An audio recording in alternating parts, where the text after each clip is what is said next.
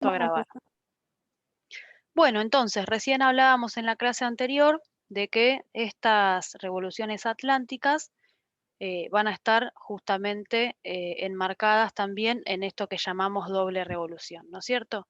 Entonces, vamos a hablar en principio de la parte económica de esta doble revolución, ¿sí? Entonces, esta parte económica está justamente dada por la revolución industrial, que tiene dos etapas. Nosotros en tercero tendríamos que ver las dos, pero bueno, en principio vamos a analizar la primera etapa. Después, si llegamos a fin de año, vamos a analizar la segunda etapa, ¿sí? Como dije, se da a fines del siglo XVIII, lo que se llama despegue, o lo que Eric Hobsbawm, que es el autor que recién mencioné, llama take-off, ¿sí? ¿Por qué take-off? Porque quiere decir algo así como despegue en inglés. Eric Hobsbawm era inglés, justamente. Bien, ¿por qué hablamos de revolución? Lo primero que tenemos que pensar, ¿no es cierto? Nosotros por ahí pensamos en una revolución y pensamos en algo que cambió de un día para el otro, ¿no es cierto? Que es un cambio abrupto, que bueno, afectó a todos los sectores de la sociedad, que afectó a todos los, ahí viene Brenda, qué grande, que afectó a todos las dimensiones de esa sociedad, ¿no es cierto?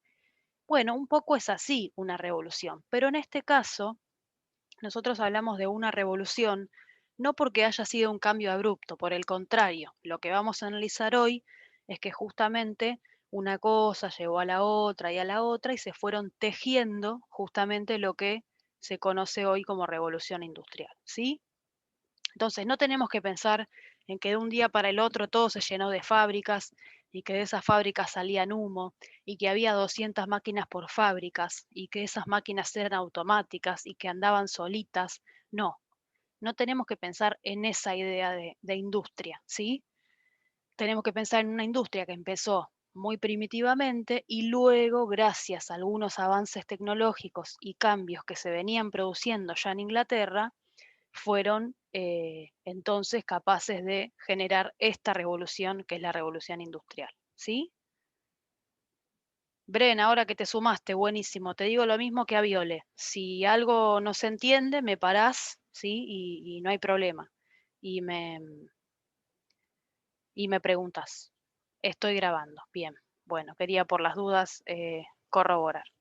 Entonces, lo primero que tenemos que pensar es que esta revolución se da en Gran Bretaña, específicamente en Inglaterra, ¿sí?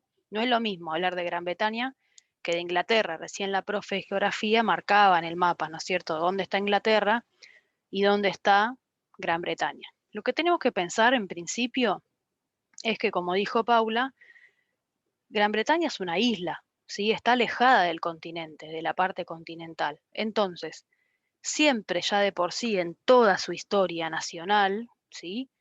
Nacional y no solo nacional, sino también de todo el reino, tuvo ya que salir al mundo, sí o sí, por agua, ¿sí? Porque está rodeada por agua. Entonces pensemos que eso ya va a ser una condición que Inglaterra va a tener desarrollada frente a otras naciones, ¿sí? Por ejemplo, el desarrollo de los barcos. Los barcos para Inglaterra, Inglaterra es un país guerrero ya de por sí, conquistador, ¿no es cierto? Desde antes de ser Inglaterra inclusive. Entonces, los barcos van a tener una doble funcionalidad, van a servir para la guerra, pero también para el comercio, ¿sí? Ya es un país que de por sí, ya dada su ubicación geográfica, está preparada para esto, ¿sí? Pero además de esto, hay otro montón de condiciones que Inglaterra reunía que vamos a pasar a nombrar, ¿sí? Nosotros dijimos que a partir de la crisis del feudalismo y lo que termina dando por finalizado el feudalismo, en el siglo siguiente Europa se empieza a recuperar, ¿sí? En el siglo XV. Piensen en esa recuperación y piensen en para el siglo XVIII cómo va a haber aumentado esa población, en particular en Inglaterra, ¿sí? Y no solo en el campo, porque tenemos que pensar que todavía estamos frente a una Europa básicamente rural, ¿sí? Que se dedica a las actividades del campo, sino también en las zonas urbanas. ¿Qué da como resultado esto? Y bueno, si hay más gente, se necesitan más cosas, ¿sí? Más productos manufacturados. Entonces, ¿qué va a hacer esto? Va a dar lugar al crecimiento del mercado interno, es decir, de todo lo que implica Inglaterra hacia adentro, ¿sí? Y no solo Inglaterra, insisto, sino también Gran Bretaña. Pero además se van a dar algunas transformaciones en el agro, ¿sí? Cuando digo en el agro me refiero al campo. ¿Y qué quiero decir con transformaciones? Ahora lo vamos a analizar con más detalle, pero básicamente el cercamiento, ¿sí?, de las tierras y algunos avances en maquinaria y en la forma de eh, cultivar, ¿sí? Junto con esto, vamos a ver algunos avances tecnológicos, también referidos al agro, pero no solamente al agro, por ejemplo, el invento de las primeras máquinas.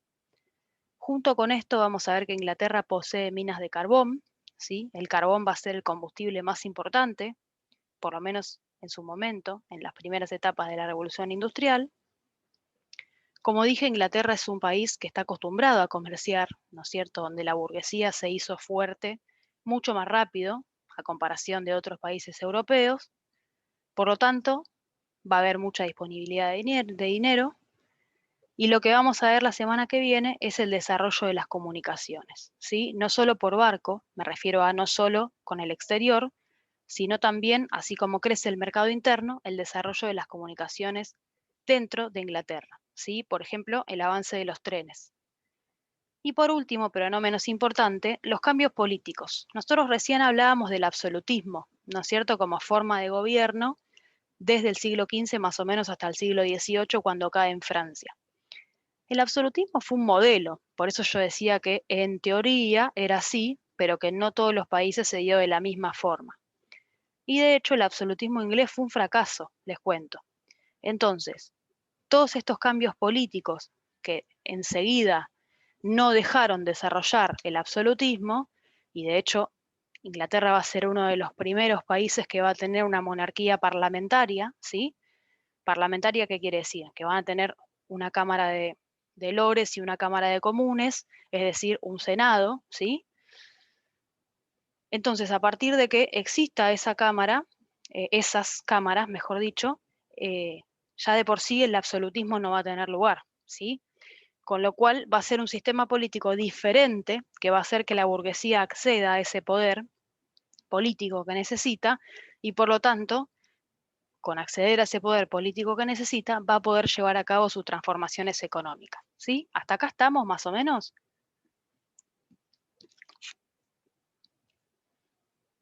Supongamos que sí. Sí, profe. Perfecto. Sí, Bien, profe. bien. Entonces, lo primero que tenemos que mirar para pensar la revolución industrial va a ser la industria textil, ¿sí? Cuando digo la industria textil me refiero a la ropa, pero no a cualquier industria, sino a la industria del algodón, ¿sí? En principio, pensamos que la ropa, ¿quién no usa ropa? ¿No es cierto? Casi todo el mundo usa ropa. Entonces, es una industria que en ese sentido va a tener mucha salida, tanto para el mercado interno como para el mercado externo, ¿sí? Al principio, esta industria textil justamente se basaba en que este algodón, ¿ven? Que está esta imagen, ¿sí? Este algodón era llevado por los pequeños empresarios, pequeños burgueses, a las casas de la gente que los manufacturaba y luego pasaban a buscar esa producción y les pagaban. ¿Sí? Esto se llama industria domiciliaria. ¿Sí? Esa fue la pequeña primera industria que existió en Inglaterra. Lentamente, de a poco, se fueron inventando estas maquinitas, ¿sí? Que era la máquina de hilar, y de luego la de tejer, que permitieron que esta producción se acelere. O sea, con menor costo y más productos, esta producción se aceleraba, no solo, insisto, no solo para el mercado interno, sino también externo. Pero hete aquí que es importante, por eso puse esta imagen, que además de todo esto, piensen en el color de piel de esta gente, ¿no? ¿Qué tipo de industria será esta? ¿Qué tipo de recolección va a ser? ¿Esta gente va a tener derecho? ¿Le van a pagar vacaciones? ¿Le van a pagar el jornal? No. No, exactamente, son esclavos, ¿sí? Son personas traídas de África esclavizadas, ¿sí? Estas personas esclavizadas trabajaban en los campos de América, de Norteamérica, ¿sí? Entonces, el algodón no es un producto propio de Inglaterra, ¿sí? Pero como sabemos que Inglaterra hasta ese momento tenía a lo que hoy conocemos como Estados Unidos en forma de colonia, justamente de su colonia extraía esta materia prima, ¿sí? Gratuitamente, porque como dije, son esclavos, son esclavizadas las personas que se dedican a cosechar en los campos de algodón, ¿sí? Que además es un trabajo terrible, porque tiene que ser manual, tiene que ser preciso para que la planta no se rompa, se lastiman las manos, bueno, al rayo del sol, ¿sí? Bueno, toda una cuestión tiene entonces este trabajo. Hace un rato hablábamos, perdón, estoy dando clase. Hace un rato hablábamos de la revolución agrícola, o en realidad hablábamos de los cambios en el agro. Algunos autores llaman justamente a esto previo que pasó en el agro, revolución agrícola.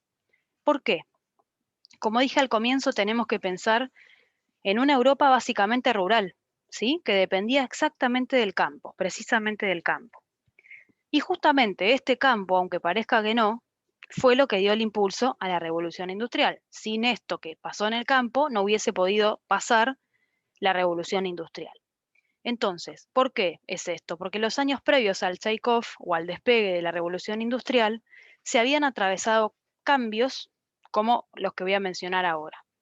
Las propiedades rurales fueron cercadas. ¿Qué quiere decir? Pusieron cercas, delimitaron, ¿sí? Obviamente esto no fue favorable para todos, hubo campesinos que se quedaron sin poder roturar sus tierras comunales, llevar a sus animales, se quedaron sin nada, ¿sí? Pero bueno, esto dio como lugar a una especie de privatización y eso hizo que, bueno, que los burgueses, dueños de esos campos, se adueñen y puedan explotarlos, ¿sí?